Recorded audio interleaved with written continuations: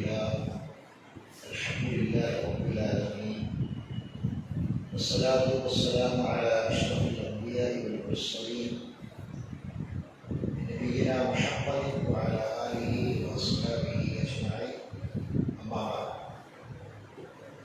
പരിശുദ്ധ ഖുർആനിലെ 23-ാം അധ്യായമായ സൂറത്തുൽ മുഅ്മിനൂനിലെ 12-ാമത്തെ ആയത്തിന്റെ വിശദീകരണമാണ് കഴിഞ്ഞ ക്ലാസ്സിൽ നമ്മൾ പറഞ്ഞ് അവസാനിപ്പിച്ചത്. ഇനി 13-ാമത്തെ ആയത്താണ് നമുക്ക് പഠിക്കാൻ. അല്ലാഹു സുബ്ഹാനഹു വ തആല നമുക്ക് നൽകിയ ഭാരമായ അവന്റെ അനുഗ്രഹത്തിൽപ്പെട്ട ഒന്നാണ് പരിശുദ്ധ ഖുർആൻ. അല്ലാഹു നമുക്ക് പൂർത്തിയാക്കി തന്ന ഒരേ ഒരു നിഅമത്താണ് പരിശുദ്ധ ഖുർആൻ. ആ നിഅമത്ത് വേണ്ട വിധം ഉപയോഗിക്കാത്തവർക്ക് നാളെ പരലോകത്ത് രക്ഷ ലഭിക്കുകയില്ല എന്ന് അല്ലാഹു തന്നെ പരിശുദ്ധ ഖുർആനിൽ പല സ്ഥലത്തായി പറഞ്ഞിട്ടുണ്ട്. ഖുർആൻ ജനങ്ങൾക്കുള്ള വഴികാട്ടിയാണ്, മാർഗദർശനമാണ്. ഇത് ഖുർആനിൽ ആവർത്തിച്ച് പറയുമ്പോൾ എങ്ങനെയാണ് ഖുർആൻ നമുക്ക് വഴികാട്ടിയാകുന്നത് എന്ന് അന്വേഷിക്കാനും അറിയാനുമുള്ള നിർബന്ധമായ ബാധ്യത ഓരോ മുസ്ലിമിനും. നമുക്ക് ഇന്ന് ഉള്ളതെല്ലാം നഷ്ടപ്പെടുന്ന ഒരു ദിവസം നമ്മളെ കാത്തിരിക്കുന്നില്ല. നമുക്ക് ഇന്ന് എന്തെല്ലാം നമ്മുടേതായിട്ടുണ്ടോ അത് മുഴുവനും ഇല്ലാതെയാകുന്ന, നഷ്ടപ്പെടുന്ന ഒരു ദിവസം ഏതൊരു മനുഷ്യന്റെ ജീവിതത്തിൽ വരാനുണ്ട്. അത് എന്താണ് എന്ന് നമുക്ക് ആർക്കും അറിയില്ല. മരണപ്പെട്ടു പോയവരിൽ ഭൂരിപക്ഷം ആളുകളും അത് പ്രതീക്ഷിക്കാത്തവരായിരിക്കും, ആഗ്രഹിക്കാത്തവരായിരിക്കും. കാരണം ഒരാളും ഈ ദുനിയാവിലുള്ളതെല്ലാം നഷ്ടപ്പെടണം എന്ന് ആഗ്രഹിക്കുന്നില്ല. മരണത്തെ ഒരാൾ ഊതിവെക്കുന്നില്ല. ഏത് പ്രയാസകരമായ അവസ്ഥയിലാണെങ്കിലും ഏതൊരു മനുഷ്യനും ആഗ്രഹിക്കുന്നത്, ഇപ്പൊ ഞാൻ എത്ര പ്രയാസവും വേദനയും സഹിക്കുന്നുണ്ടെങ്കിലും അതൊക്കെ എനിക്ക് അവസാനിച്ച് മാറിക്കിട്ടി ജീവിതത്തിൽ ഒരു സന്തോഷവും സമാധാനവും ഒക്കെ കിട്ടണമെന്നാണ് ആഗ്രഹിക്കുന്നത്. എന്നാലും മരിക്കണമെന്ന് ആഗ്രഹിക്കില്ല. എന്നാൽ നമ്മൾ സാധാരണ പറയും, ചില ആൾക്കാർ വളരെ അങ്ങേയറ്റത്തെ രോഗശൈലിയിൽ കിടന്ന് ദിവസങ്ങളോളം മലമൂത്ര വിസർജനത്തിൽ കിടന്ന് പ്രയാസപ്പെട്ട് വേദന സഹിച്ച് നോക്കാനാവില്ലാതെ അങ്ങനെ കഷ്ടപ്പെട്ട് ജീവിക്കുന്ന ആളുകളൊക്കെ പലരും മരിച്ചിരിക്കാൻ മതിയെ എന്ന് പറയുന്നു എന്നൊക്കെ നമ്മൾ പറയും. പക്ഷെ അതൊക്കെ വെറുതെയാണ്. ഏതൊരാളോട് ഇതിനെ ചോദിച്ചു നോക്കിയിട്ട് അങ്ങനെ മരിക്കണമെന്നാണോ ആഗ്രഹം? അതല്ല ഈ രോഗമൊക്കെ മാറി ഇനി ജീവിക്കണമെന്നാണ് എല്ലാവരും ആഗ്രഹിക്കുന്നത്. ഇതൊക്കെ മാറി ജീവിക്കണം തന്നെയാണ് എല്ലാവരും ആഗ്രഹിക്കുന്നത്. ഏതൊരാളും അതിനെ പൊളിച്ചിട്ടില്ല. അപ്പൊ ഞാൻ പറഞ്ഞു വന്ന കാര്യം എന്താണെന്ന് ചോദിച്ചാൽ, അല്ലാഹു സുബ്ഹാനഹു വ തആല നമുക്ക് നൽകിയ ഈ പരിമിതമായ ആയുസ്സിൽ നമ്മുടെ രാവുകളും പകലുകളും ഒക്കെ എങ്ങനെയാകണം, നമ്മുടെ സ്വഭാവം, നമ്മുടെ സംസ്കാരം, നമ്മുടെ പെരുമാറ്റം, നമ്മുടെ വിശ്വാസം, നമ്മുടെ ആചാരങ്ങൾ എല്ലാം എങ്ങനെ ആകണം എന്ന് നമ്മളെ സൃഷ്ടിച്ച പടച്ചവനാണ് തീരുമാനിക്കേണ്ടത്. അത് തീരുമാനിക്കാൻ വേറെ ഒരാളുടെ അവകാശമില്ല. പടച്ചവനെ തീരുമാനിക്കേണ്ടത്. ആ തീരുമാനമാണ് ഖുർആൻ. ഇത് നമ്മൾ പഠിക്കണം. ഇന്ന് നമ്മുടെ സമൂഹത്തിൽ വന്നിട്ടുള്ള ഏറ്റവും വലിയ അപജയം, ഏറ്റവും വലിയ പരാജയം എന്താണെന്ന് വെച്ചാൽ, നമുക്കൊന്നും ഖുർആൻ പഠിക്കാനോ വായിക്കാനോ സമയമില്ല. അതുകൊണ്ട് നമ്മൾ ആ രംഗത്ത് മടിയന്മാരായതുകൊണ്ട് ആരെന്ത് പറഞ്ഞാലും അത് അപ്പടി വിശ്വസിക്കുകയും അതാണ് ദീന് എന്ന് മനസ്സിലാക്കുകയും ചെയ്യുന്ന ഒരു സമൂഹമാണ് നമ്മളൊക്കെയുള്ളത്. അതിന് മരണത്തിന് ശേഷം നമുക്ക് അതൊന്നും പറഞ്ഞാൽ നമ്മൾ സ്വീകരിക്കില്ല. അള്ളാഹ് ചോദിക്കുന്ന ഒരു ചോദ്യം എന്താണെന്നറിയാം? അള്ളാഹ് ചോദിക്കും, നിനക്ക് ആലോചിക്കുന്നവർക്ക് ആലോചിക്കാൻ മാത്രമുള്ള ആയുസ് ഞാൻ തന്നില്ല. ദുനിയാവിൽ ഒരു പുതിയ ടെക്നോളജി ടെക്നോളജി വന്നാൽ ആ ടെക്നോളജി സ്വായത്തമാക്കാൻ അവർ ബുദ്ധി ഉപയോഗിച്ചു. അത് പഠിക്കാൻ അവർ സമയം കണ്ടെത്തി. അതിനുവേണ്ടി അവർ അധ്വാനിച്ചു, അവർ ഉറപ്പൊഴിച്ചു, അതിനുവേണ്ടി അവർ ഇരുന്നു. എന്നിട്ട് ആ ടെക്നോളജി അവർ സ്വായത്തമാക്കി. അല്ലേ? ഇതെന്തുകൊണ്ടാണ്? അള്ളാഹുവിന് കൊടുത്ത ബുദ്ധിശക്തി കൊണ്ടും അള്ളാഹു കൊടുത്ത കഴിവ് കൊണ്ടുമാണ് അവരതൊക്കെ ഉപയോഗപ്പെടുത്തിയത്. ഇന്നില്ലാത്ത ടെക്നോളജി നാളെ വരും, അത് നമ്മൾ കണ്ടെത്തും. കഴിഞ്ഞ കാലങ്ങളിൽ ഇല്ലാത്ത കാലങ്ങളിൽ വന്നു, അത് നമ്മൾ സ്വായത്തമാക്കി. അതിന് കുട്ടികളെന്നോ ചെറുപ്പക്കാരെന്നോ യുവാക്കളെന്നോ പ്രായമായവരെന്നോ ഒന്നും വ്യത്യാസമില്ല. അപ്പൊ അതിനൊക്കെ പഠിച്ച ബുദ്ധിയും കഴിവൊക്കെ കൊടുത്തിട്ട് അതിനൊക്കെ ഉപയോഗപ്പെടുത്തിയ ഈ ബുദ്ധി എന്തുകൊണ്ട് അള്ളാഹുവിന്റെ കലാം പഠിക്കാൻ ഉപയോഗപ്പെടുത്തിയില്ല എന്ന ചോദ്യത്തിന്റെ മുന്നിൽ നമുക്കാരും മറുപടി ഉണ്ടാവില്ല. അപ്പോ നമ്മളെ കബറുകൾ ചോദ്യമുണ്ട് ഖുർആനെ കുറിച്ച്, നമ്മളത് മറുപടി പറയേണ്ടി വരും. നിർബന്ധമായും അള്ളാഹുവിന്റെ കലാം നമ്മൾ പഠിച്ചേ പറ്റും. അപ്പൊ ആ തിരിച്ചറിവിന്റെ അടിസ്ഥാനത്തിലാണ് നമ്മൾ സൂറത്തുൽ മുഅ്മിനൂൻ പഠിക്കാൻ തിരഞ്ഞെടുത്തത്. നമ്മൾ ഈ സൂറത്ത് സാവകാശമാണ് പഠിക്കുന്നത്. ഓരോ ആയത്തുകൾ ഓതാൻ പഠിക്കുകയും അതിൻ്റെ ഓരോ വാക്കുകൾ അർത്ഥം പഠിക്കുകയും അത് എഴുതിയെടുക്കുകയും അത് പഠിക്കുകയും അത് കാണാതെ പഠിക്കുകയും അത് മനസ്സിലാക്കുകയും ഒക്കെ ചെയ്യുന്ന ഒരു രീതിയാണ് നമ്മുടെ ഈ ക്ലാസിന്റെ രീതി. അങ്ങനെയാണ് സൂറത്തുൽ മുഅ്മിനൂൻ നമ്മൾ ഏകദേശം ഒരു കൊല്ലത്തിന് മുകളിൽ 2 കൊല്ലമായിട്ടും നമ്മൾ വളരെ സാവകാശം പോകുന്നത്. ഇത് തീർത്തിട്ട് നമുക്ക് ഒരു കോശം തീർക്കാനോ അല്ലെങ്കിൽ സിലബസ് തീർക്കാനോ ഒന്നുമില്ല. മറിച്ച് ഖുർആനിലെ ഒരു സൂറത്തിനെ ബേസ് ചെയ്തിട്ട് മറ്റൊരുപാട് ആയത്തുകളിലൂടെ നമുക്ക് കാര്യങ്ങൾ മനസ്സിലാക്കി പോവുക എന്നുള്ളതാണ്. അങ്ങനെ ഖുർആനിന്റെ ഒരു ആയത്ത് നമ്മുടെ ഹൃദയത്തെ സ്വാധീനിച്ചാൽ, നമ്മുടെ ഹൃദയത്തിൽ തട്ടിയാൽ, നമുക്ക് ഇല്ലാത്തൊരു കാര്യം, നമ്മൾ ഉപേക്ഷ വരുത്തുന്ന ഒരു കാര്യം, നമ്മൾ അശ്രദ്ധമാക്കി വിടുന്ന ഒരു കാര്യം നമ്മുടെ ശ്രദ്ധയിലേക്ക് വന്നാൽ അത് ഇഹലോകത്തിന് ഗുണമാണ്, നാളെ പരലോകത്തിന് ഗുണമാണ്. അത് മാത്രമാണ് ഈ ഖുർആനെ കൊണ്ട് നമ്മൾ ഉദ്ദേശിക്കുന്നത്. ഞാനിത് ആമുഖമായി പറഞ്ഞത് എന്താണെന്ന് ചോദിച്ചാൽ, സൂറത്ത് മുഅ്മിനൂനിലെ 12ാമത്തെ ആയത്തിൽ വലഖദ് ഖലഖനൽ ഇൻസാന മിൻ സുലാലത്തിൻ മിൻ തീൻ എന്ന് അല്ലാഹു പറഞ്ഞു വെച്ചത് തീർച്ചയായും മനുഷ്യനെ നാം കളിമണ്ണിന്റെ സത്തിൽ നിന്നാണ് സൃഷ്ടിച്ചത് എന്നാണ്. തീർച്ചയായും മനുഷ്യനെ നാം കളിമണ്ണിന്റെ സത്തിൽ നിന്ന് സൃഷ്ടിച്ചു എന്ന് പറയുമ്പോൾ എന്തൊക്കെ കാര്യങ്ങളാണ് നമ്മുടെ ചിന്തയിലേക്ക് വരേണ്ടത്, എന്തൊക്കെ കാര്യങ്ങളാണ് നമ്മൾ മനസ്സിലാക്കേണ്ടത്, അതാണ് നമ്മൾ ഖുർആനിലെ മറ്റു നിരവധി ആയത്തുകളിലൂടെ നമ്മൾ പറഞ്ഞു വെച്ചത്. ആ ആയത്തുകളാണ് നമ്മൾ പൂർത്തിയാക്കിയത്. അവിടെ നമുക്ക് കിട്ടിയ ഏറ്റവും വലിയ സന്ദേശം എന്തായിരുന്നു? കളിമണ്ണിന്റെ സത്തിൽ നിന്നാണ് നിന്നെ നാം സൃഷ്ടിച്ചത് എന്ന് അള്ള പറഞ്ഞപ്പോൾ നമ്മൾ അതുമായി ബന്ധപ്പെട്ട് 12 ആയത്തുകൾ പരിശോധിച്ചു.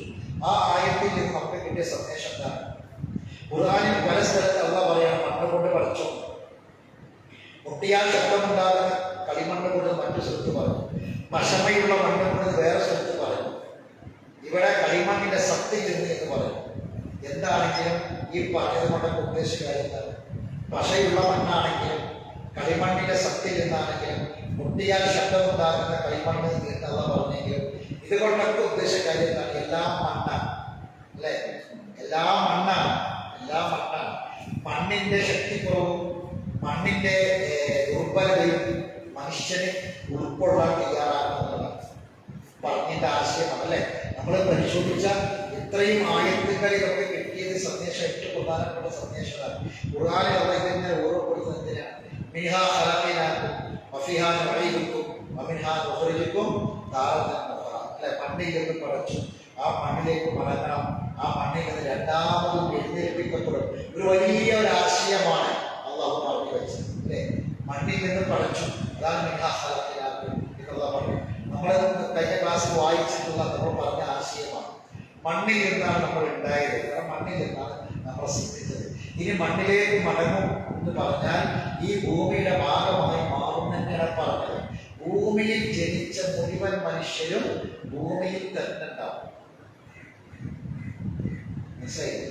ആകാശത്തിലൂടെ പറന്നു പോകുമ്പോൾ വിമാനം കത്തി, വിമാനം എവിടെയാണെന്ന് അറിയില്ല. വിമാനത്തിലുണ്ടായ 10-200 ആളുകൾ മലേഷ്യയിൽ നിന്ന് ചൈനയിലേക്ക് പുറപ്പെട്ട വിമാനം എവിടെയെന്ന് ഇന്നും ആധികാരികമായി പറയാൻ കഴിയുന്നില്ല. പലരും പല സംശയങ്ങളും പറയുന്നു, പലരും പല അനുമാനങ്ങളും പറയുന്നു. അവർ മരിച്ചോ ജീവിച്ചിരിക്കുന്നോ എന്നറിയില്ല. എങ്ങനെയാവട്ടെ, ആകാശത്ത് മരിച്ചാലും ഭൂമിയിൽ എവിടെ മരിച്ചാലും ഏത് കാട്ടിൽ മരിച്ചാലും ഏത് കടലിൽ മരിച്ചാലും ഒക്കെ ഭൂമിയുടെ ഭാഗമാണ്, അല്ലെ? കത്തിച്ച് ചാമ്പലാക്കി കബറടക്കിയത് കൊണ്ട് കബറടക്കാത്തത് കത്തിച്ച് വെണ്ണീറാക്കിയിട്ട് ഒഴിക്കുന്നത് എവിടെ? വെള്ളത്തിലാണ് അല്ലെ? വെള്ളം എവിടെയാണ്? മണ്ണിന്റെ ഭാഗമാണ്, ഭൂമിന്റെ ഭാഗമാണ്. ആ വെള്ളത്തിലാണ് ഒഴിക്കുന്നത് അല്ലെ? എവിടെ ആകാശത്ത് എവിടെ കെട്ടാത്ത മയ്യത്താണെങ്കിലും ഭൂമി തന്നെ, ആ ഭൂമിന്റെ ഭാഗമാണ് അല്ലെ? അതിനാണ് നമ്മൾ ആകർഷണ ശക്തി കൊടുത്തത്. ന്യൂട്ടന്റെ തലയിൽ ആപ്പിൾ ഗുണപ്പോ ന്യൂട്ടൻ കണ്ടെത്തിയ ഒരു സിദ്ധാന്തമൊക്കെ കുട്ടികൾ പഠിക്കുന്നുണ്ട് അല്ലെ? എന്താണ് അതിന്റെ പാഠം? അത് വെറും സയൻസ് മാത്രമല്ല, നമ്മുടെ കുട്ടികൾക്ക് ഭൂമിക്ക് ആകർഷണ ശക്തി ഉണ്ട് എന്ന ഒരു തിരിച്ചറിവ് മാത്രമല്ല. കാരണം ഭൂമിയിൽ ജനിച്ച മനുഷ്യർക്ക് ഭൂമി തന്നെ ഉണ്ടാവും, മുകളിലേക്ക് പോലെ ഭൂമി തന്നെ ഉണ്ടാവും. എവിടെ എങ്ങനെ കത്തിയാലും ഭൂമി തന്നെ ഉണ്ടാവും, ഈ ഭൂമിന്റെ ഭാഗമായിട്ടുണ്ടാവും. അതാണ്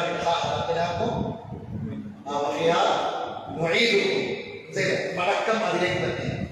മണ്ണിൽ സൃഷ്ടിച്ച ഏതൊരു മനുഷ്യന്റെയും മടക്കം മണ്ണിലേക്ക് തന്നെയാണ്. വർഷങ്ങൾക്ക് മുമ്പ് കബറടക്കിയ കബറ് നമ്മുടെ കൂടുതൽ നീക്കി തുറന്നു നോക്കിയാൽ അവിടെ ഒരു പിടുത്തം മണ്ണ് മാത്രമേ കാണുള്ളൂ. ആ മണ്ണിലേക്ക് പോയി അല്ലെ? എല്ലും തോലും ചർമ്മവും കണ്ണും മൂക്കും കാതും ഉടലുകളും എല്ലാം ഉണ്ടായിരുന്ന ഒരു മനുഷ്യന്റെ മയ്യത്ത് കൊണ്ടുപോയി വെച്ചിട്ട് ഏതാനും വർഷങ്ങൾ കഴിഞ്ഞ് ആ കബറിന്റെ കൂടുതൽ എടുത്തു നോക്കിയപ്പോൾ അവിടെ കാണുന്നത് മണ്ണിന്റെ വിഷയത്തിൽ ഒരു കൂമ്പാരം മാത്രം. മണ്ണായിട്ടാ മാറിയത്, ഈ കണ്ണ് മണ്ണായിട്ടാ മാറിയത്, ഈ മുടികൾ മണ്ണായിട്ടാ മാറിയത്, ഈ ചർമ്മങ്ങൾ മണ്ണായിട്ടാ മാറിയത്, ഈ എല്ലുകൾ മണ്ണായിട്ടാ മാറിയത്. ഇതാണ്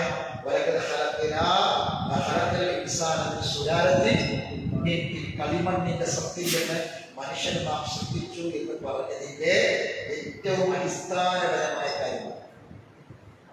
അതാണ് നമ്മളെ അത്രയും പഠിക്കില്ലേ. ഇത് നമുക്ക് ബോധ്യപ്പെടുത്തുന്ന കാര്യത്താണ്. ഒരു രാജാവാകട്ടെ, ഒരു പ്രജയാകട്ടെ, ഒരു പണക്കാരനാവട്ടെ, ഒരു പണിക്കാരനാവട്ടെ, ഒരു തൊഴിലാളിയോ ആവട്ടെ, ശക്തിയുള്ളവൻ ശക്തി ഇല്ലാത്തവനാവട്ടെ, ആരായിരുന്നാലും മനുഷ്യനാണ് അല്ലെ? ആരായിരുന്നാലും ഏതൊരു മനുഷ്യനോ എത്ര ആയുസ് എന്ന് കണക്കിന് ചെയ്യപ്പെട്ടിട്ടുണ്ട്. അവന്റെ ശക്തി കൊണ്ടോ പവർ കൊണ്ടോ അധികാരം കൊണ്ടോ പണം കൊണ്ടോ സമ്പത്ത് കൊണ്ടോ ഒരിക്കലും ഒരു രാത്രി പോലും അപ്പുറം വാങ്ങിയെടുക്കാൻ കഴിയില്ല. ഒരു നിമിഷ സമയം പോലും അധികമായി നേടിയെടുക്കാൻ ഒരു മനുഷ്യനെ കൊണ്ടും കഴിയില്ല. അവന്റെ ഒരു അധികാരം കൊണ്ടും കഴിയില്ല, ഒരു സമ്പത്തി കൊണ്ടും കഴിയില്ല, ഒന്നുകൊണ്ടും കഴിയില്ല. അള്ളാഹു നിശ്ചയിച്ചത് മാത്രമേ ഏതൊരു മനുഷ്യനും കിട്ടുള്ളൂ. ഈ ഒരു ബോധമാണ് നമ്മൾ ഈ പറഞ്ഞ സൂറത്ത് മുഅ്മിനീന്റെ 12-ാമത്തെ ആയത്ത്. എന്നിട്ട് പിന്നെ എന്തിന് ആ സ്വർഗം നഷ്ടപ്പെടുത്തുന്നു എന്ന ചോദ്യമാണ് അത് ചോദിക്കുന്നത്. ആ സൂറത്തുൽ മുഅ്മിനൂനിന്റെ മനോഹരമായ ശൈലി ഈമാൻ കിട്ടി മരിച്ചവരൊക്കെ വിജയിച്ചു എന്ന് അല്ലാഹു പറഞ്ഞതിന് ശേഷം ആ വിജയത്തിലേക്ക് എത്താൻ അവരെ നയിക്കേണ്ട ഘടകങ്ങൾ എന്തൊക്കെ പിന്നെ പറഞ്ഞത് അല്ലെ? അതൊക്കെ പറഞ്ഞു വന്നിട്ട് അവസാനം അവ പറഞ്ഞു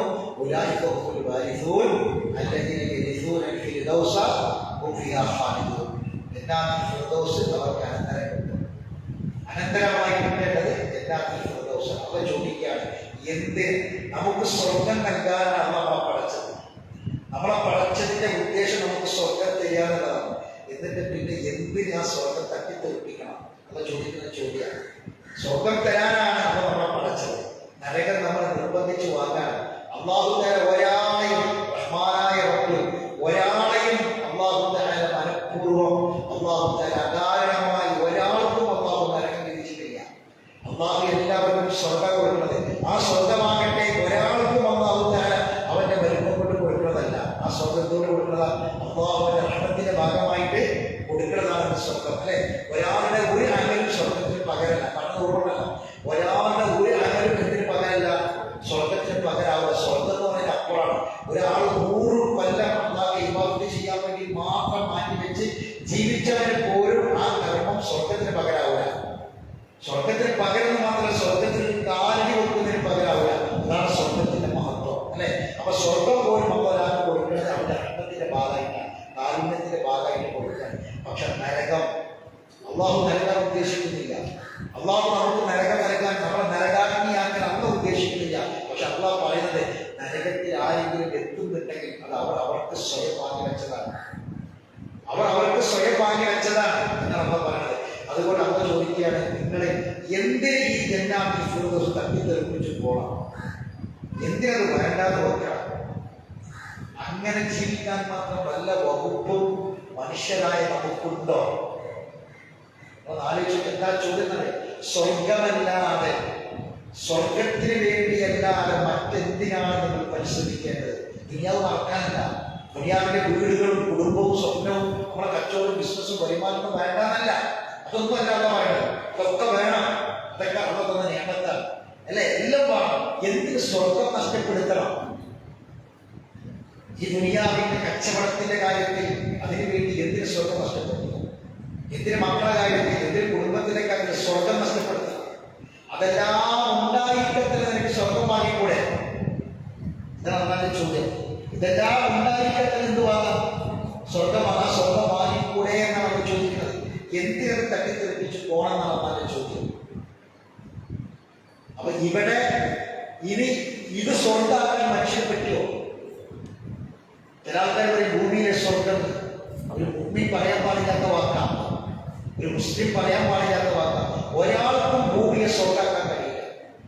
ഒരു കൊട്ടാരത്തിനും, ഒരു കൊട്ടാര സമാനമായ വീടിനും, ഒരു ഭൗതിക ലോകത്തിന്റെ വിശാലതക്കും സ്വർഗത്തിന് പകരാക്കാൻ കഴിയില്ല. എന്തുണ്ടാവട്ടെ. നോക്കി നിങ്ങൾ, അമ്മ ചോദിക്കുന്ന ഒരു ചോദ്യമുണ്ട്, എത്രയെത്ര ആളുകളാണ് കൊട്ടാരങ്ങൾ, കോട്ടകൾ വിട്ടുപോയത്? അരുവികളും തോട്ടങ്ങളും സമ്പത്തും മുതലും വിട്ട് എത്രയെത്ര ആളുകൾ പോയി? എത്ര ആളുകൾ പോയി? എത്ര അധികാരങ്ങൾ ആൾക്കാർ പോയി? വിശാലമായ നാടുകൾ ഭരിച്ചിരുന്ന ഭരണാധികാരികൾ സ്വർഗതുല്യമായ ജീവിതം നയിച്ചുവെന്ന് പലരും എഴുതി വെക്കുകയും പറയുകയും ചെയ്ത ആൾക്കാരൊക്കെ പോയില്ലേ? എല്ലാവരും പോയില്ലേ? എന്താ സ്വർഗം? പ്രായമാകാത്ത, രോഗം വരാത്ത, ക്ഷീണം വരാത്ത, തളർച്ച വരാത്ത, മുടി നരക്കാത്ത, ക്ഷീണമില്ലാത്ത, ഉള്ളത് ഒരിക്കലും നഷ്ടപ്പെടുന്നത് പേടിക്കേണ്ടതില്ലാത്ത, മരണമില്ലാത്ത, മരണം വരാത്ത, അതാണ് സ്വർഗം. അല്ലേ? അല്ലേ? ഉള്ളത് ഏത് സമയത്തും നഷ്ടപ്പെടുന്ന, മുടി നരക്കുന്ന, ക്ഷീണം വരുന്ന, തളർച്ച വരുന്ന, അധികാരം നഷ്ടപ്പെടുന്ന ഒരു ലോകത്ത് എന്തുണ്ടാക്കുന്ന കാര്യം സ്വർഗം വരാൻ പറ്റുമോ? പറ്റുമോ? ഇല്ല. എത്രയും പെട്ടെന്നതൊക്കെ പോകും. അല്ലെ? ഉള്ളതൊക്കെ പോകും. ഇത് അവിടെ ചോദിക്കാം. അങ്ങനെ ജീവിച്ചിട്ട് നിസ്കരിക്കാൻ സമയമില്ല, ഖുർആൻ ഓതാൻ സമയമില്ല, ഖുർആൻ ക്ലാസ്സിൽ വരാൻ സമയമില്ല. അങ്ങനെ ഈ ദുനിയാവിന്റെ കാര്യത്തിന് വേണ്ടി ജീവിച്ചിട്ട് ഒരുപാട് ടെൻഷൻ, ഒരുപാട് വിഷമങ്ങൾ, കുടുംബത്തിന്റെ കാര്യം, കുട്ടികളുടെ കാര്യം, കുട്ടികളുടെ പഠനം, കുട്ടികളുടെ ജോലി, കുട്ടികളുടെ വിവാഹം, അങ്ങനെ തുടങ്ങി ഒട്ടനവധി നിയത്തുകളുമായിട്ട് അങ്ങനെ ജീവിച്ചിട്ട് അവസാനം എവിടേക്കും എത്തിപ്പെടാൻ കഴിയാതെ പോവുക. അല്ലെ? രാത്രിയിലെ ഡ്യൂട്ടി കഴിഞ്ഞ്, ഷിഫ്റ്റ് കഴിഞ്ഞ് വന്ന് പകലിലെ ഷിഫ്റ്റിന് വേണ്ടി, ജോലിക്ക് വേണ്ടി പോകാൻ ഒരുങ്ങുന്ന കുവൈത്തിലെ ആളുകൾ താമസിക്കുന്ന ഒരു 6 നില കെട്ടിടം. എത്ര സ്വപ്നങ്ങളാണ് കത്തിയമർന്നത്, എത്ര പ്രതീക്ഷകളാണ് ഇല്ലാതെയായത്, എത്ര ആഗ്രഹങ്ങളാണ് നഷ്ടപ്പെട്ടു പോയത്. ആലോചിക്കുന്നത് എന്തൊക്കെയുണ്ട്? ജീവിതത്തിൽ രണ്ടറ്റം മുട്ടിക്കാൻ വേണ്ടി പോയവരാണ്. മാതാപിതാക്കളെ പരിചരിക്കാൻ വേണ്ടി, അവർ ശുശ്രൂഷിക്കാൻ മരുന്നവാക്കാൻ കാശ് പോയതാണ്. വീടുണ്ടാക്കിയിട്ട് പകുതിയായിട്ടുള്ളത് പൂർത്തീകരിക്കാൻ പോയതാണ്. 18 വയസ്സ് കഴിഞ്ഞിരിക്കുന്ന പെൺകുട്ടികളുടെ കല്യാണം ആഗ്രഹിച്ചിട്ട് പോയതാണ്. ഇങ്ങനെ പല സ്വപ്നങ്ങൾ ആഗ്രഹിച്ചിട്ട് നാട് വിട്ടു പോയവർ, പാതി വന്നവർ, മുക്കാൽ വന്നവർ, കൈകാലുകൾ മുറിഞ്ഞവർ, ശ്വാസം മുട്ടി മരിച്ചവർ. അല്ലെ? 26 മയ്യത്താണ് നെടുമ്പാശ്ശേരി വിമാനത്തിൽ കൊണ്ടുവന്ന് വെച്ചത്. ആലോചിക്കണം. തകർന്നു പോയി. എത്ര സ്വപ്നങ്ങൾ, ആഗ്രഹങ്ങൾ തകർന്നു പോയി. ചിന്തിക്കേണ്ടത് നമ്മൾ. അവർക്കൊക്കെ സ്വപ്നങ്ങളിൽ ആഗ്രഹങ്ങളില്ലേ? എന്ന് അവരൊക്കെ മണ്ണിന്റെ ഭാഗമാണ്. അല്ലെ? നമ്മളെപ്പോലെ ഇന്നവർ, നമ്മളെപ്പോലെ ജീവിച്ചവർ, നമ്മളെപ്പോലെ ചിന്തിച്ചവർ, നമ്മളെപ്പോലെ സ്വപ്നം കണ്ടവർ. അപ്പൊ എന്തിനാണ് ഇതൊക്കെ കാണിച്ചത്? നമ്മൾ ചിന്തിക്കണം. എന്ത് കിട്ടി, എന്തുണ്ടായി, എന്താണ് നമ്മുടെ കയ്യിലെടുത്തെന്ന് ആലോചിക്കാൻ വേണ്ടിയിട്ടാണ്. അവിടെ നമ്മൾ ഇങ്ങനെ ചോര നീരാക്കി അധ്വാനിച്ച് ക്ഷീണവും തളർച്ചയും ഒന്നും വേണ്ടാന്ന് വെച്ച് അതൊന്നും മനഃപൂർവ്വം സ്മരിച്ച് മറന്ന്, അതൊക്കെ മനഃപൂർവ്വം മറന്നു കളഞ്ഞ് നമ്മൾ ഇങ്ങനെ ചോര നീരാക്കി ആപ്പകൽ അധ്വാനിച്ചിട്ട്, മക്കൾക്ക് വേണ്ടി, കുടുംബത്തിന് വേണ്ടി അധ്വാനിച്ചിട്ട് എന്താ അവസ്ഥ? നമ്മളാണ് മരിച്ചുപോയി. നമ്മളെ മയ്യത്ത് വരുമ്പോൾ കുട്ടികൾ കരയും, ബന്ധുക്കൾ കരയും. അല്ലെ? മയ്യത്ത് കബറടക്കി പിറ്റേ ദിവസം മുതൽ ആഘോഷമാണ്, ഭക്ഷണം ഉണ്ടാക്കലാണ്, ഭക്ഷണം കഴിക്കലാണ്. അല്ലെ? കുറച്ചൊക്കെ കഴിഞ്ഞാൽ 1 കൊല്ലം കഴിഞ്ഞ്, 2 കൊല്ലം കഴിഞ്ഞ് മറന്നില്ലേ? നമ്മുടെ വീട്ടിൽ കല്യാണം ഉണ്ടാകും, ചിരിയുണ്ടാകും, കളി ഉണ്ടാകും. ഈ മരിച്ച നമ്മൾ ആരായിരുന്നു? ഈ കുടുംബത്തിൽ നമ്മളെ കൂട്ടത്തിൽ നിന്ന് മരിച്ചുപോയ ആൾക്കാർ നമുക്ക് എത്ര വേണ്ടപ്പെട്ടവരായിരുന്നു, നമുക്കിടയിൽ അവരെങ്ങനെ ജീവിച്ചവരായിരുന്നു. അവരില്ലാത്ത ജീവിതം നമുക്ക് ചിന്തിക്കാൻ പോലും പറ്റുമോ? എന്നിട്ട് മറന്നില്ലേ മനുഷ്യൻ? മറന്നില്ലേ? അവര് മണ്ണിന്റെ ഭാഗമായി മാറി, നമ്മളൊരാൾക്ക് മറന്നുപോയി. അല്ലെ? ഈ അവസ്ഥ നമുക്ക് ആലോചിച്ചു. നമുക്ക് വരുന്നതിനെ മുമ്പ് ആലോചിക്കും എന്തായിരിക്കും അവസ്ഥ ഉണ്ടാവുക? അപ്പോ നമ്മൾ ചിന്തിക്കും, എന്താണ് പഠിച്ചവരെ ചിരിയും കളിയും. ഈ സാധു ഈ കുടുംബത്തിൽ ഒരാളായിട്ടുണ്ടായിരുന്നു, ആ ഓർമ്മ അവർക്കില്ല. ഒക്കെ മരിച്ചുപോയി. മരിച്ചവര് മരിച്ചു, ബാക്കിയുള്ളവർ ജീവിക്കും. മരിച്ചവര് മരിച്ചു, നമ്മളിപ്പോ ജീവിക്കുന്നുണ്ട്. ഇതേപോലെ നമ്മൾ മരിച്ചാൽ തന്നെയുള്ളൂ, അങ്ങനെ തന്നെയുള്ളൂ. എന്നിട്ട് അള്ള പറയുന്നത് എന്താ പറയണത്? അള്ള പറയാണ്, ആകാശം കരഞ്ഞിട്ടില്ല, അവർക്ക് വേണ്ടി ഭൂമി കണ്ണീരൊഴുക്കിയിട്ടില്ല. അള്ള പറയാണ് ആകാശം കരഞ്ഞിട്ടില്ല. എത്ര തോട്ടങ്ങളും അരുവികളും കൊട്ടാരങ്ങളും ഉപേക്ഷിച്ച് അവർ പോയി. ആകാശം അവർക്ക് വേണ്ടി കരഞ്ഞില്ല, ഭൂമി അവർക്ക് വേണ്ടി കരഞ്ഞില്ല.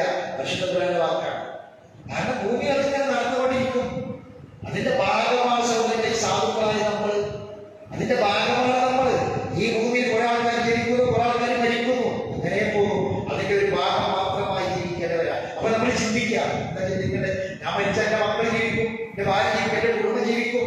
ഇടക്കിടക്ക് പറയും, പാപ്പുണ്ടായിരുന്ന കാലം എന്ന് പറയും, പാപ്പയുടെ കാലത്ത് സുഖം എന്ന് പറയും, പാപ്പാനെ ദുരത്തെ കുറിച്ച് പറയും, പാപ്പാനെ കഷ്ടപ്പാടിനെ കുറിച്ച് പറയും. പിന്നെ മക്കൾ വലുതായി കുറച്ചൊരു കാലം കഴിഞ്ഞു, ആ പാപ്പാനെ പറഞ്ഞു, അല്ലേ? ഇങ്ങനെ തന്നെയാണ് എല്ലാം. ജീവിതം അങ്ങനെ തന്നെയാണ്. മക്കൾ മരിച്ചുപോയി, ആ മരിച്ചുപോയ മക്കൾ വേറെ മക്കൾ ഉണ്ടാകും. ആ മരിച്ചുപോയ മകനെ കുറിച്ച് അവന്റെ കൊടുക്കൽ അവനുണ്ടായിരുന്നെങ്കിൽ അവന് ഇവരെ പോലെ ആയിരുന്നില്ല, അവനെത്ര നല്ലവനായിരുന്നു എന്ന് പറയും. കുറച്ചു കാലം പറയും, കുറച്ചു കഴിഞ്ഞതൊക്കെ പോയി, ഇതൊക്കെ മാറി. വലക്കത് ഖലഖൽ ഇൻസാന മിൻ സുലാലത്തിൻ മിൻ തീൻ. വലക്കത് ഖലഖൽ ഇൻസാന മിൻ സുലാലത്തിൻ മിൻ തീൻ. അതാണ് ഈ ആയത്ത് നമുക്ക് വരുന്ന സന്ദേശങ്ങളെ ഏറ്റവും അകത്താവുക. എന്നിട്ട് അള്ളാഹു പറയാം, ശരി, ഇവിടെ അള്ളാഹു പറഞ്ഞത് എന്താ വിഷയം? മനുഷ്യവർഗത്തിന്റെ സൃഷ്ടിപ്പിന്റെ തുടക്കമാണ്. അതാണ് മനുഷ്യവർഗത്തിന്റെ സൃഷ്ടിപ്പിന്റെ തുടക്കമാണ്. ശരി, അങ്ങനെ ആദം നബി അലൈഹിസ്സലാത്തു വസ്സലാമിനെ ഹവ്വായെ അള്ളാഹു തആല മണ്ണ് കൊണ്ട് പടച്ചു. മണ്ണ് കൊണ്ട്, അതിന്റെ തുടക്കം വിത്തതാണ്. എന്താ മനുഷ്യന്റെ വിത്ത്? മനുഷ്യന്റെ വിത്ത് മണ്ണാണ്. മനുഷ്യന്റെ വിത്ത് മണ്ണാണ്. അപ്പോ ഉണങ്ങിയാൽ വിത്തായിട്ട് മാറും, വിത്തായിട്ട് മാറും. ഈ വിത്ത് നൽകുന്ന സന്ദേശം എന്താ? ഒരു വിത്ത് നൽകുന്ന സന്ദേശം എന്താ? ആ വിത്തിൽ നിന്ന് രണ്ടാമതും ആ വിത്തിൽ നിന്ന് രണ്ടാമത് എഴുന്നേൽപ്പിക്കപ്പെടും, അല്ലെ? മഴ പെയ്യുന്ന ആകാശം തന്നെയാണ് സത്യം, വിത്തുകളെ ഉറപ്പിക്കുന്ന ഭൂമി തന്നെയാണ് സത്യം.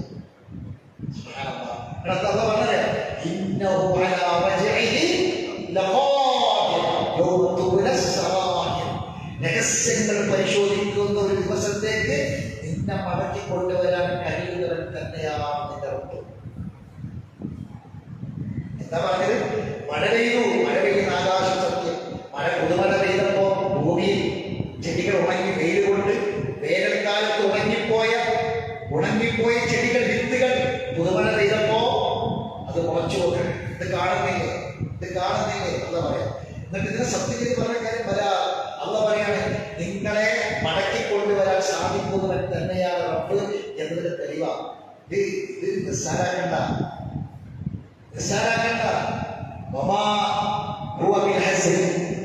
തമാശയല്ല. ഒരു ഖണ്ഡിതമായ തീരുമാനമാണ്, ശക്തമായ വാക്കാണിത്. ഇതിൽ തമാശയല്ല. അല്ല പറയാം, അല്ല ഇതൊക്കെ പറയും, ഈ വാക്കുകളൊക്കെ അല്ല പറയും. മടക്കിക്കൊണ്ടുവരാൻ സാധിക്കുന്നവൻ തന്നെയാണ് നിന്റെ റബ്ബ്. മഴ പെയ്ത. അപ്പൊ ശരി, മനുഷ്യന്റെ വിത്തെന്താ? മനുഷ്യന്റെ വിത്ത് എന്തിൽ നിന്ന് പടച്ചു? മണ്ണിൽ നിന്ന്. അപ്പൊ വിത്തെന്താ? മണ്ണ്. ഈ മണ്ണിൽ നിന്ന് രണ്ടാമതും ആര് പടക്കും? അല്ല പടക്കും. മറ്റൊരിക്കലും കൂടി മണ്ണിൽ നിന്ന് നിന്നെ പുറത്തേക്ക് കൊണ്ടുപോയിരുന്നുള്ള പറഞ്ഞു. ഇത് സത്യമാണ്. ഈ പകൽ സത്യമാണെങ്കിൽ അത് സത്യമാണ്. ഇന്നലെ രാത്രി സത്യമായിരുന്നെങ്കിൽ സത്യമാണ്. രാത്രി തന്നെയാണ് സത്യം, പകൽ തന്നെയാണ് സത്യം. എത്ര സ്ഥലത്തിലാണ് കണ്ടുകൊണ്ട് കാണുന്ന വിധാനങ്ങൾ. ഈ ഭൂമി ഏതെങ്കിലും മനുഷ്യന് ഇത് രാത്രിയാകണ്ട എന്ന് പറഞ്ഞ് രാത്രി ഒന്ന് പിടിച്ചു വെച്ച് കഴിയില്ല. ഏത് നിരീശ്വരവാദി, നിർമ്മതവാദി, പടച്ചോന്നിന്റെ സ്വർഗന്റെ നരകതയാകുവാണ് യുക്തിവാദിയോട് പറ. എന്താണ് നീ ശാസ്ത്രമാണ് നീ പറഞ്ഞെങ്കിൽ നിന്റെ ശാസ്ത്രത്തിന് ഇന്ന് രാത്രിയാകാതിരിക്കാൻ പിടിച്ചു വെക്കാൻ പറ്റില്ല. രാത്രി ആവുകയും ചെയ്യും, അല്ലെ? നേരം പുലരാതിരിക്കാൻ നിന്നെ കൊണ്ട് എന്ത് ചെയ്യാൻ പറ്റുമോ? ഒന്നും ചെയ്യാൻ കഴിയില്ല. പിന്നെ എന്തധികാരം? രാവും എന്തിനു ദൃഷ്ടാന്തം? എന്തുകൊണ്ട് ദൃഷ്ടാന്തം? മരണത്തിന് ശേഷം ഒരു ജീവിതമുണ്ട് എന്നതിനുള്ള ദൃഷ്ടാന്തമാണ് യാവും പകരും. അത് കണ്ടുകൊണ്ട് കാണുന്ന കാര്യങ്ങളെ കുറിച്ച് പറഞ്ഞത്. ശരി, അപ്പൊ മനുഷ്യനെ അള്ളാഹുവിന്റെ മണ്ണിൽ നിന്ന് മണ്ണ് കൊണ്ട് പഠിച്ചു. അതാണ് മനുഷ്യന്റെ തുടക്കം. അതാണ് ശരി. അതിനുശേഷം മനുഷ്യവർഗം എങ്ങനെയാണ് ആകുന്നത്? മനുഷ്യവർഗം എങ്ങനെയാണ് പിന്നീട് ഈ പരമ്പര വളരുന്നത്?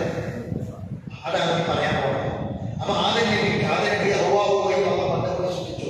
അതിനുശേഷം അവർക്ക് മക്കളായി. അവരുടെ മക്കളെ മണ്ണുകൊണ്ടല്ല പഠിച്ചത്. വർഗത്തിന്റെ സൃഷ്ടിപ്പിന്റെ തുടക്കം മണ്ണാണ്. ആ ആദമിൽ നിന്നുണ്ടാകുന്ന ആദമിന്റെ മക്കൾ മുഴുവൻ ഖിയാമത്ത് നാൾ വരെയുള്ള മുഴുവൻ ആദം സന്തതികളും മനുഷ്യരും മണ്ണാണ് അസ്തിത്വം. അപ്പൊ ഇനി ആൾക്കാര് പറയാൻ വരും, നിഷേധികൾ വരും, ഖുർആനെ വിമർശിക്കുന്ന ആൾക്കാർ വരും. എന്നിട്ട് പറയും ഞാൻ ഉണ്ടായത് മണ്ണോണ്ടല്ല എന്ന് പറയും. മനസ്സിലാക്കുക. അതുകൊണ്ടാണ് അള്ളാഹു തൊട്ടടുത്ത ആയത്തില് ലുത്ഫത്തിനെ കുറിച്ച് പറയുന്നത്. അതാണ്. അത് മാത്രമല്ല, മണ്ണ് കൊണ്ട് പഠിച്ച റബ്ബ് അവിടെ ഒരുപാട് കാര്യങ്ങളൊക്കെ പറഞ്ഞു. ഇനി ഇവിടെ ലുത്ഫത്തുമായി ബന്ധപ്പെട്ട് അള്ളാഹു കുറെ കാര്യങ്ങൾ പറയുന്നുണ്ട്. അതിൽ കുറെ സന്ദേശങ്ങൾ വേറെ പഠിക്കാനുണ്ട്. ശരി, അതിന് മുമ്പ് നമുക്ക് ആയത്ത് പരിചയപ്പെടാം. ഖുർആൻ നോക്കുക, ആയത്ത് പരിചയപ്പെടാം. ആദ്യം നമുക്ക് അത് ഓതാൻ പഠിക്കണം. ഖുർആൻ ആയത്ത് നമ്മൾ കാണാം, അത് പഠിക്കണം. ثم جعلناه نطفة في قرار مكين. അപ്പോൾ ഞാൻ ഈ ആയത്ത് 12 13 ഒരുമിച്ച് ഒരു ആശയമാണ്. അപ്പൊ 12 13 ഒരുമിച്ച് ഞാൻ കേൾപ്പിക്കുക, ആവർത്തിച്ചു.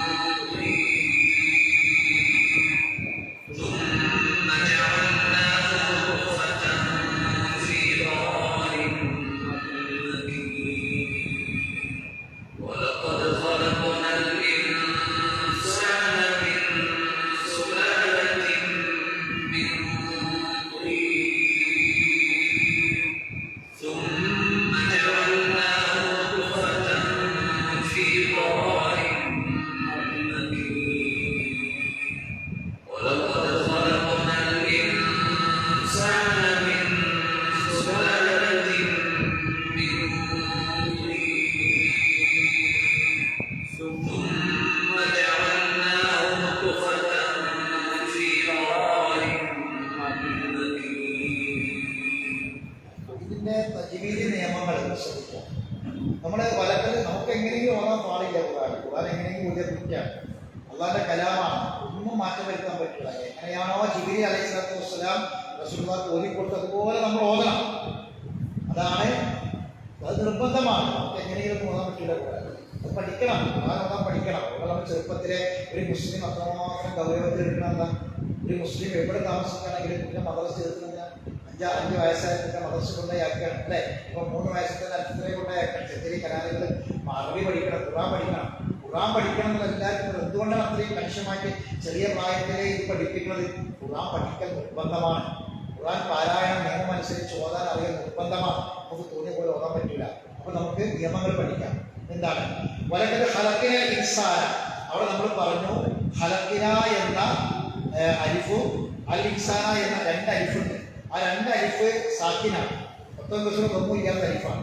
അങ്ങനെ സാക്കിനായ 2 അലിഫ് ഒരുമിച്ച് വന്നാൽ ഉച്ചരിക്കാൻ പാടില്ല. അപ്പൊ ഹലക്കിനൽ ഇൻസാൻ അവിടെ എഴുതിയത് ഹലക്കിന അൽ ഇൻസാൻ എന്നാണ്. പക്ഷെ അങ്ങനെ വായിക്കാൻ പാടില്ല. ഹലക്കിനൽ ഇൻസാൻ. പിന്നെ ഇൻസാൻ എന്നുള്ളടത്ത് 3 സാക്കിനാണ്. അപ്പൊ അതിന് സീൻ വന്നത് കൊണ്ട് അത് സൈലന്റ് ആണ്. അപ്പൊ എന്ത് ചെയ്യണം? ഇഫാവും യഹുന്നാണ്. ഹലക്കിനൽ ഇൻസാൻ അല്ലെ? പിന്നെ സുലാല അവിടെ അതേ നിയമമാണ്, സീൻ വന്നതുകൊണ്ട്. പിന്നെ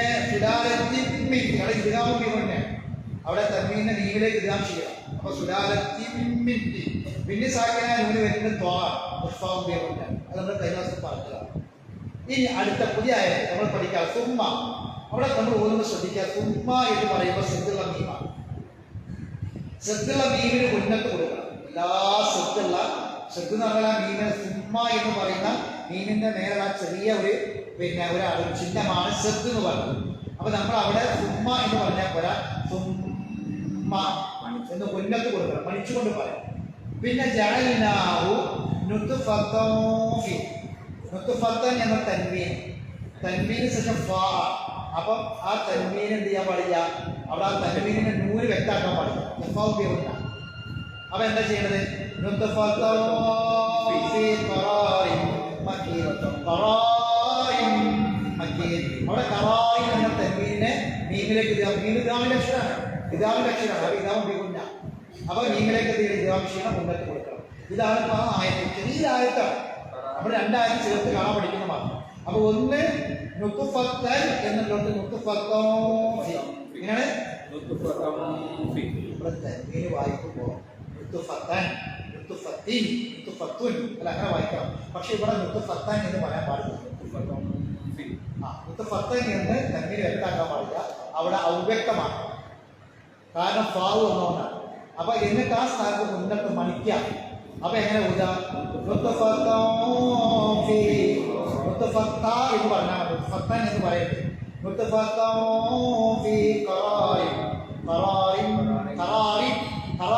എന്ന് വെച്ചാൽ പറയാൻ പാടില്ല. കാരണം എന്താണ്, നീര് ഇദ്ഗാമാണ്. ഇത് നമ്മൾ ചേർക്കുക, ലയിപ്പിക്കുക, ഇവിടെ മുന്നത്ത് കൊടുക്കുക. അപ്പം അപ്പൊ ഒന്നുകൂടി ഓതല്ലേ,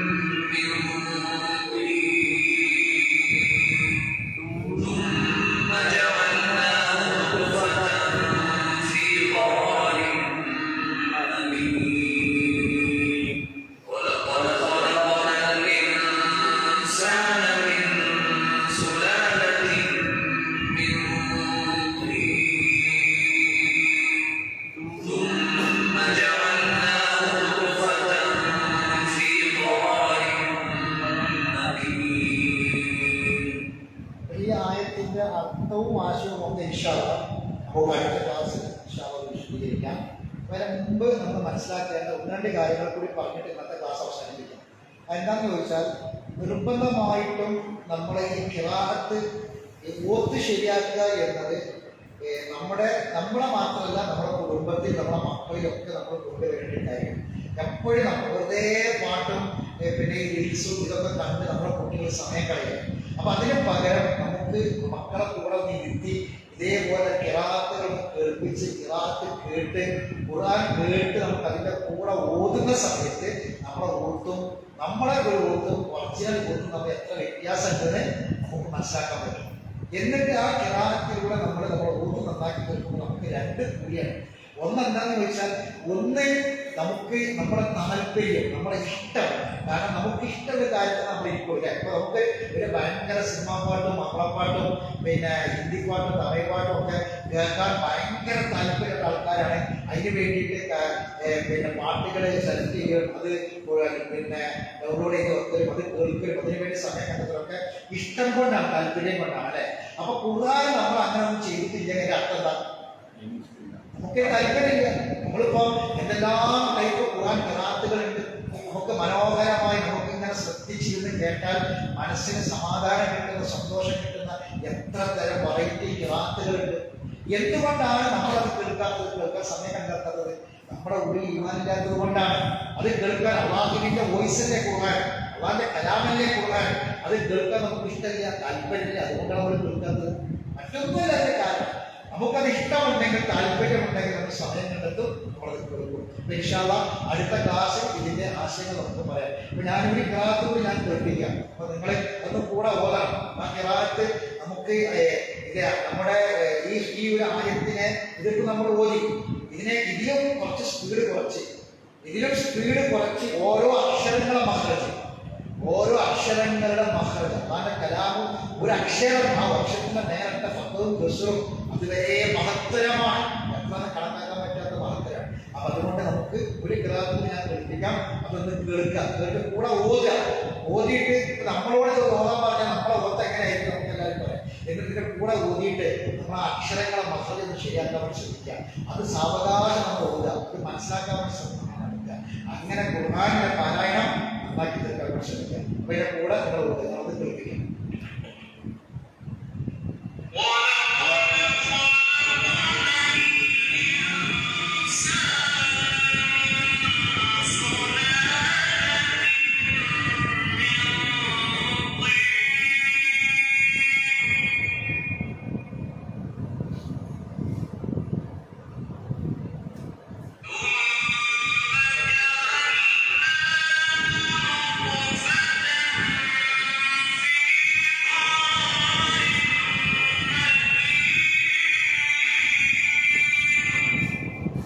ഓരോ അക്ഷരങ്ങൾ അതായത് ആ ഖിറാഅത്തിന്റെ പ്രത്യേകത, ഓരോ അക്ഷരങ്ങൾ നമുക്ക് സാവകാശം ഇപ്പോൾ ഖുർആൻ പഠിക്കുന്ന ഒരാൾക്കൊക്കെ വളരെ ഒന്ന് കഴിഞ്ഞ് അപ്പോഴേക്ക് സ്പീഡിൽ പോണിന് പകരം ഓരോ അക്ഷരങ്ങളിലൂടെ മനസ്സിലാക്കിയിട്ട് നമുക്ക് ഓതാൻ പറ്റിയ ഖിറാഅത്താണ്. ഒന്നും കൂടി കേൾക്കാൻ കൂടെ പോകാം.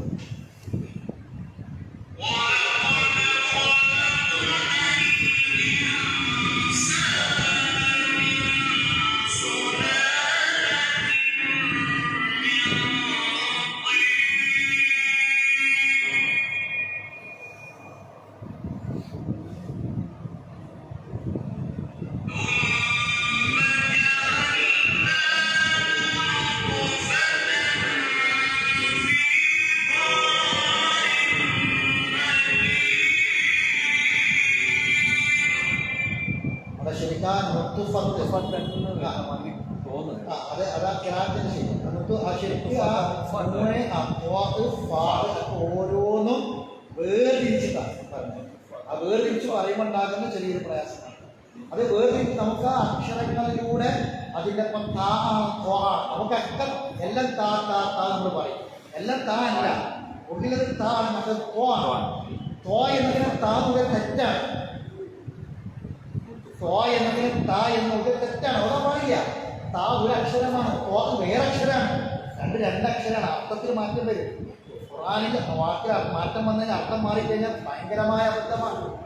ശരി, ഒന്നുകൂടി കേൾക്കാം. അവസാനം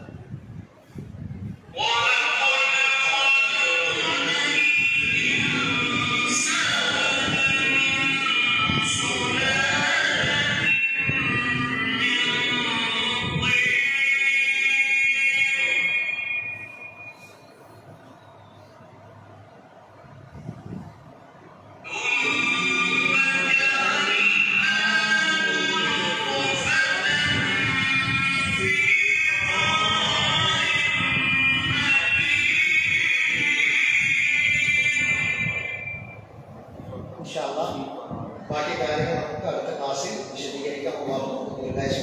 പ്രധാനം ചെയ്യണം. നമ്മുടെ അള്ളാഹുവിന്റെ കലാമാണ് നമ്മുടെ സമയം കേട്ടത്. അള്ളാഹു സുബ്ഹാനഹു വ തആല നമുക്ക് അനുകൂലമായി ഖുർആൻ സാക്ഷി പറയുന്ന മഹാഭാഗ്യവാന്മാരിൽ അള്ളാഹു നമ്മൾ ഉൾപ്പെടുത്താൻ അനുഗ്രഹിക്കുമാറാവണം. അറിവില്ലായ്മ കൊണ്ട് ബന്ധമായ തെറ്റുകുറ്റങ്ങൾ അള്ളാഹു വിട്ടുകൊടുത്ത് മഹാത്മാരാണ്. മരണപ്പെട്ടു പോയ നമ്മുടെ മാതാപിതാക്കളുടെ പ്രധാനം ചെയ്യട്ടെ. ഇത് വെറുതെയായി അള്ളാഹു തെറ്റുമാറ്റി കൊടുക്കട്ടെ.